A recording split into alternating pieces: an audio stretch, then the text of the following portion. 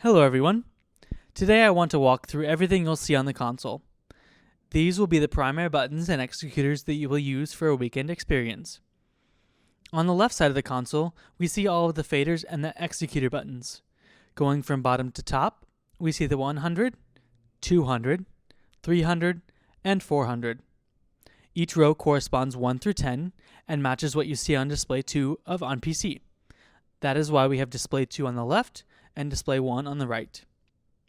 I personally store everything I use for the weekend on the 200 row for easy access with the faders, as well as a few other redundancies or quick access tools on the 300 and 400 rows.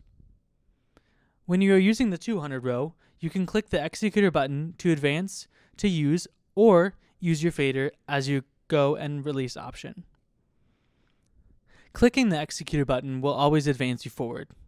If you have the sequence selected, you can also use the Go Plus and Go Minus buttons to advance as well. Do this by selecting Select and then your executor.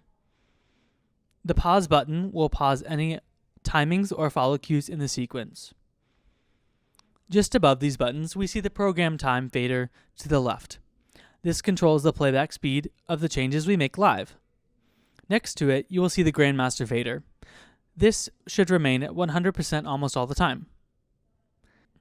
The 5 dual encoders are used to adjust the different attributes of the fixtures. There are 4 different actions on the encoders. Turn the inner ring to adjust the attribute in a quick succession. Turn the outer ring to adjust the attribute in a slower succession with more fine-tuning. Press the inner ring to open the calculator to type in the value, or press the dual encoder key to open the calculator to type in the value.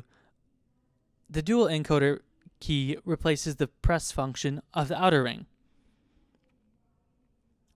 Below the dual encoders, we see the on and off buttons: move, copy, delete, align, stomp, help, select, and go to. Of these, I use the off button most often to release a sequence, the delete button to delete a cue or sequence off the playback window, stomp to stop any fader or effects, select to choose a sequence, and go to jump to a specific cue. Next, we'll look at the command line prompt keys. These we will use to write the command line codes like select sequence 100 Q1 please, or assign sequence 50 to a specific executor. You'll always end your command line prompts with a please. Below these, we have an update button and a store button. Update is great when you're adjusting presets or changing cues, but most often I'll default to selecting store instead, and then assigning the adjustments to a cue and merging. Your oops key is a great option for undoing any mistakes, and escape gets you out of your selection. Next, we have the clear button. With the clear button, we want to think about the clear being used in 3 levels. Let's say we select some fixtures, and then we take their intensity to full. The first clear will clear your selection.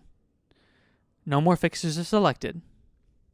The second clear will clear the programmer. So if you were to update or store the attributes of the queue, these changes wouldn't be saved.